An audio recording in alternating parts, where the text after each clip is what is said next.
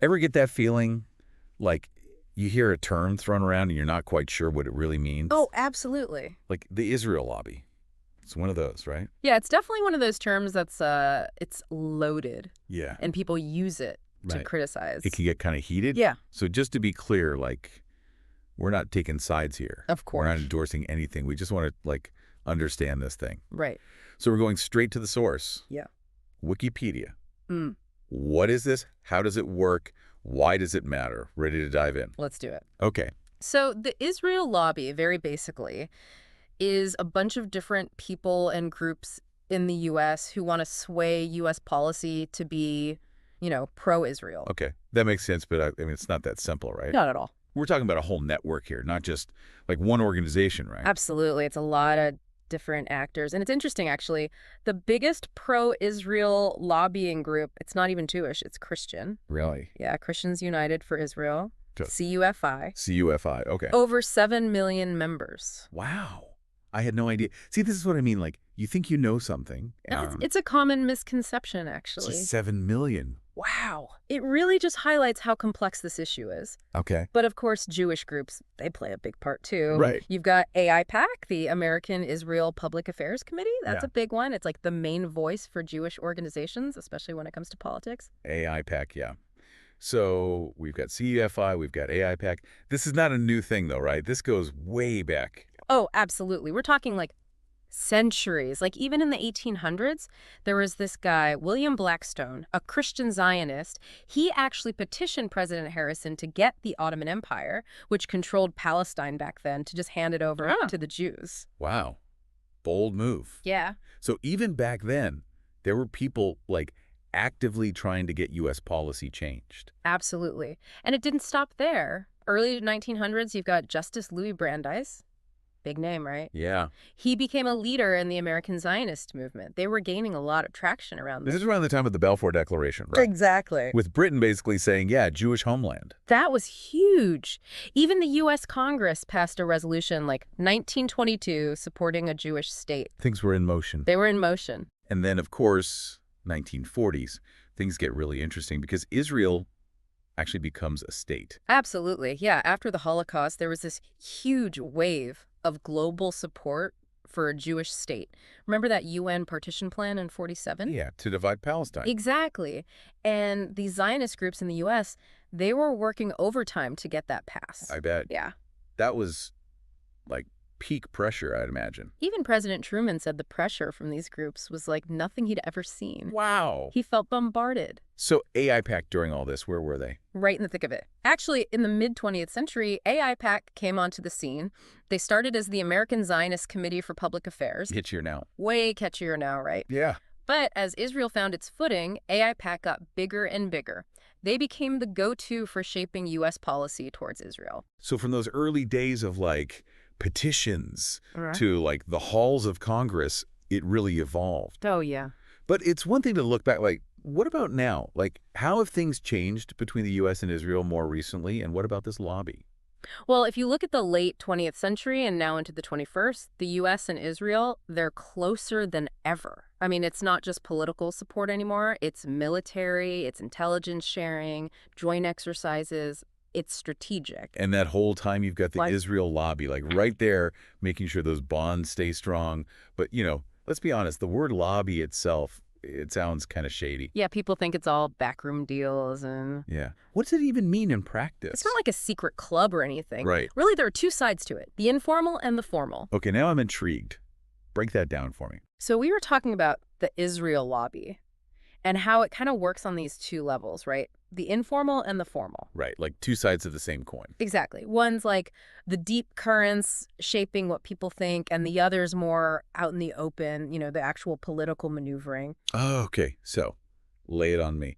What are those deep currents? Well, you can't talk about this without talking about Christian support for Israel. It's huge. Right, we touched upon that earlier. Like you've got media giants like CBN. The Christian Broadcasting Yeah. Network. Huge evangelical audience. And then there are those big events like the Day of Prayer for Jerusalem. Millions of people. Millions. So it's not just a political thing. It's tied to faith, to a whole worldview. Right, it's deeply rooted in belief. Exactly. But obviously, it's not just Christians.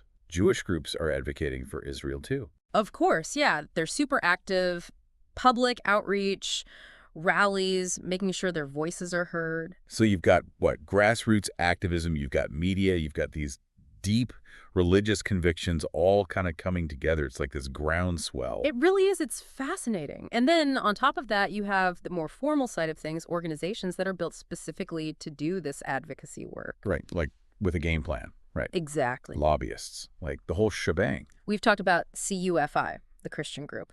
And then there's AIPAC. That's the big one for a lot of Jewish organizations. They do a ton of direct lobbying, building those relationships on Capitol Hill.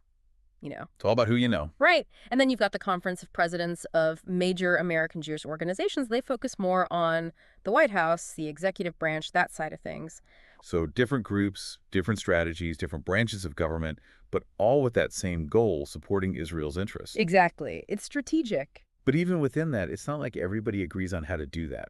Oh, Like totally. even within the pro-Israel movement, there's got to be like different opinions on the best approach. Absolutely. And that's what's so interesting about all of this. A good example of that is J Street. Oh, They're newer on the scene, and they're definitely pro-Israel, but they're also like really vocal about the two-state solution. so more of a peaceful coexistence Yeah. approach. Exactly. And a peaceful resolution to the whole conflict. So it's not as simple as just saying, like, you're either pro-Israel or you're not. Right. It's more nuanced than that. There's a whole spectrum. But they share that goal of influencing U.S. policy.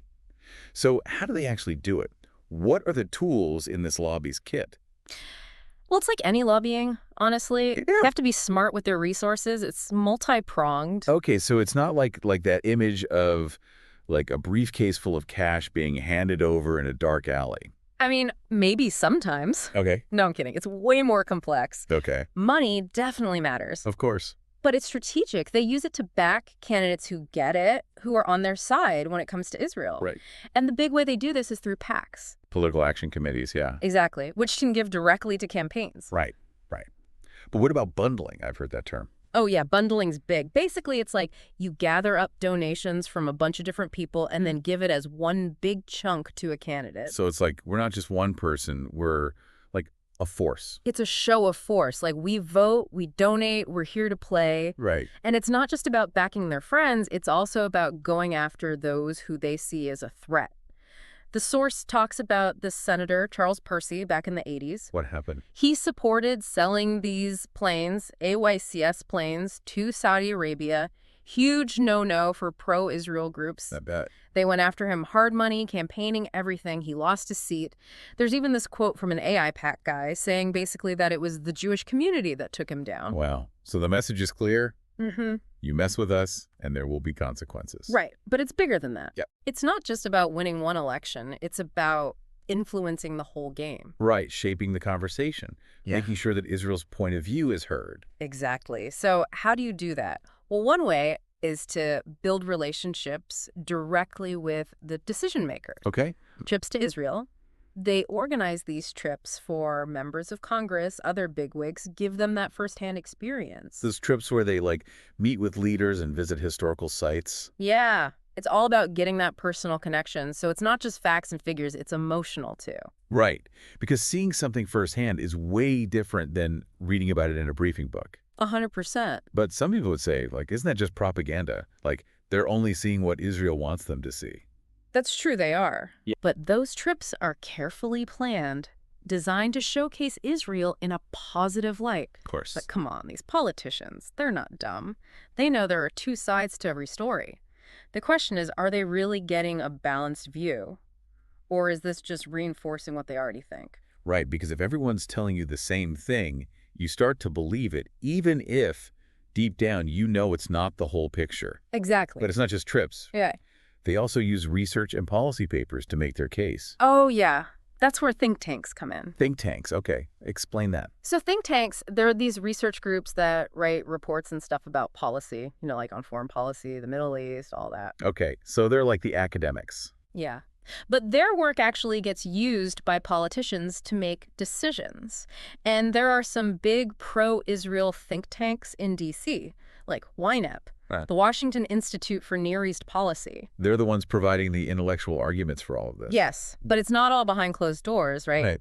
They also need to shape public opinion. Right, because how people feel about Israel, about the conflict, all of that, it affects what politicians will do. Exactly. And that's where influencing the media comes in. The media, of course. Okay. Okay, so how do they do that? Is there some, like, secret handshake with journalists? Like, how does this work? Probably not a handshake, but there are ways. One example is CAMERA, Camera. the Committee for Accuracy in Middle East Reporting and Analysis. Okay, what do they do? They're like watchdogs. They scan everything, looking for anything they see as anti-Israel. And if they find it, they make noise letters to the editor, lawsuits, you name it. So they're not afraid to push back. Oh, no. They're fierce about protecting Israel's image. And they get results. News outlets have had to change stories, even retract stuff because of pressure from groups like CAMERA. It's a good reminder that even the media, it's not this neutral space. Everyone's fighting to control the narrative. And that fight's moved online, right? Oh, absolutely. It's all over social media now. It's Facebook, it's Twitter, it's those viral videos. And the Israel lobby, they get it. They know how important it is to control that online space, too. So what's the strategy there? Well, for starters, you flood those platforms with pro-Israel content, memes, articles, videos, you name it. It's like a 24/7 PR campaign. Exactly. And it's hard to know who's behind some of it, Yeah. right? Some could be everyday people, but some could be way more coordinated. Right, the bots, the fake accounts. It's like, is this real or is this manufactured? Who knows anymore? But the point is, they're playing the online game just as hard as the offline one. It's the name of the game now, right? It is. But even that sparked its own controversy. Way bad. Free speech, manipulation, ethics.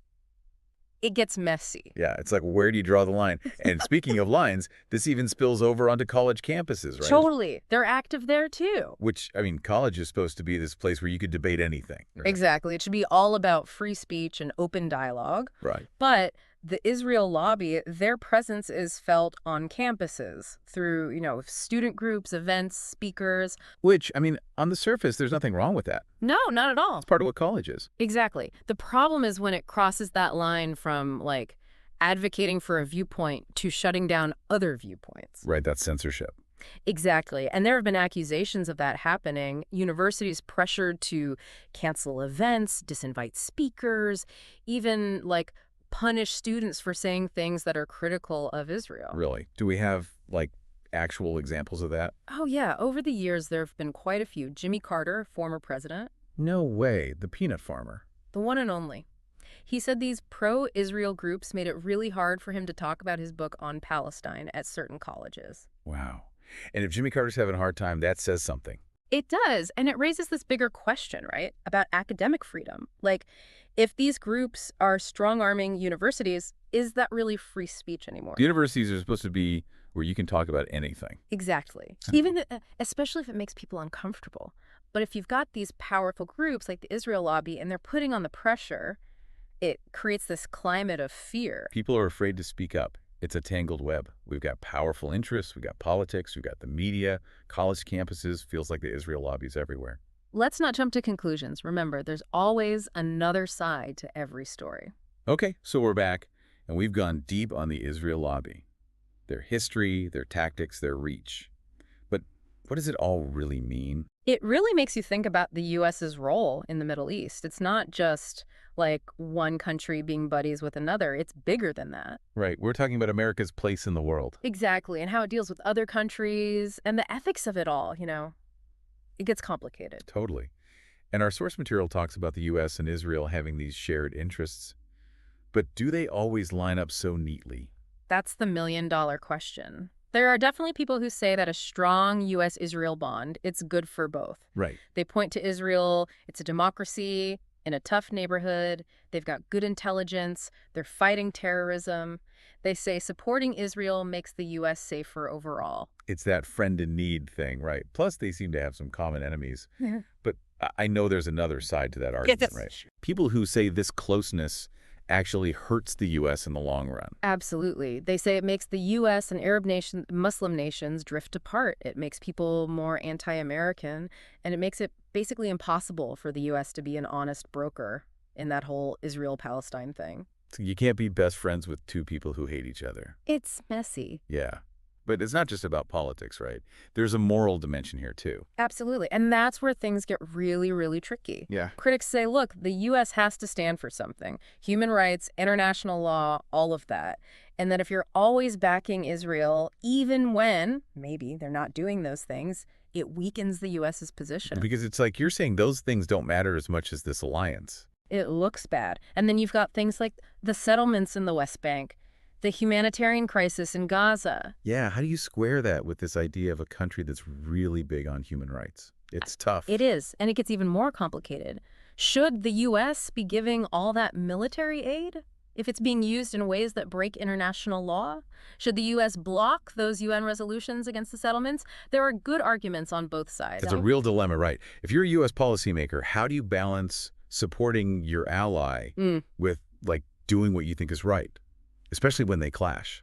It's a tough one. And even those who criticize the Israel lobby, it's not like they're saying cut Israel off completely. It's more like, hey, we need to be more balanced here. We need to think about Israelis and Palestinians. Sometimes being a real friend means having hard conversations, calling them out when they're wrong. Right. It's like tough love. It's not about picking sides. It's about what's best for everybody in the long run. That's way easier said than done, especially with something as old and complicated as this conflict. Tell me about it. Decades of failed peace talks. Doesn't mean peace is impossible, though. No, but it makes you wonder, what does the future hold? Who knows, right? But there are some things that are definitely going to shape how this all plays out. Like what? Demographics are huge. In the U.S., younger people, they tend to be more critical of Israel, especially how they treat the Palestinians. They're more vocal, too. Yeah. You see it on campuses, with activists. It's a real shift. And as they get older, as they get more political power, that could really change things. So the next generation might not see things the same way. Exactly. And it's happening in Israel, too. Really? A lot of Israelis, they're tired of the way things are, the violence. They want something different. So you have these peace movements popping up, groups pushing for that two-state solution. So even within Israel, there's a desire for change. Oh, yeah. But at the same time, there's a growing right-wing, very religious, very nationalistic. They don't want to give an inch on settlements or a Palestinian state. So which side wins out? That's going to have a huge impact. It's like a tug of war, but on a global scale. Yeah. Makes you think, what about the future of the Israel lobby itself? Right. Are they going to stay this powerful? I mean, we just spent 3 episodes talking about how effective they are. And they are. But it's getting harder.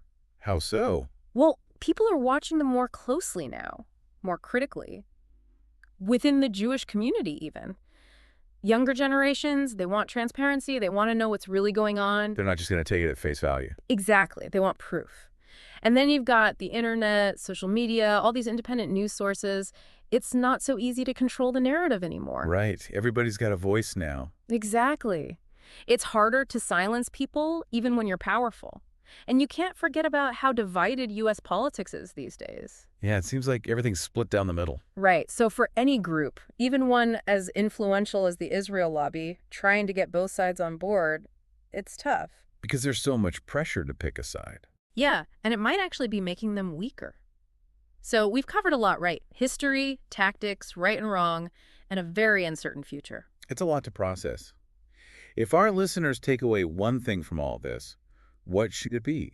That the Israel lobby isn't this one big thing you can easily define. It's people, it's groups, and they don't all agree on everything. They've got their own internal debates and disagreements. Totally. And just because someone criticizes them doesn't mean they're anti-Israel. It's complicated. It's about understanding the nuances. Exactly. So do your research, ask questions, and most importantly, talk to people you disagree with. Yes, because ultimately, shouldn't the goal be a just peace for everybody? 100%. And understanding all of this, the U.S.-Israel relationship, the lobby, it's all part of that. It's all connected. Well, this has been quite the deep dive.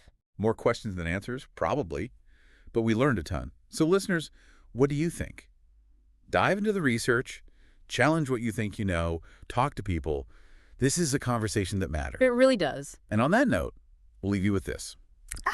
Imagine you could sit down with a leader in this whole Israel lobby thing. Ooh, good one. Supporter or critic, doesn't matter. Yeah. What's the one question you'd ask them about their goals, their strategies, whatever? What do you really want to know? Keep those minds working, deep divers. Until next time.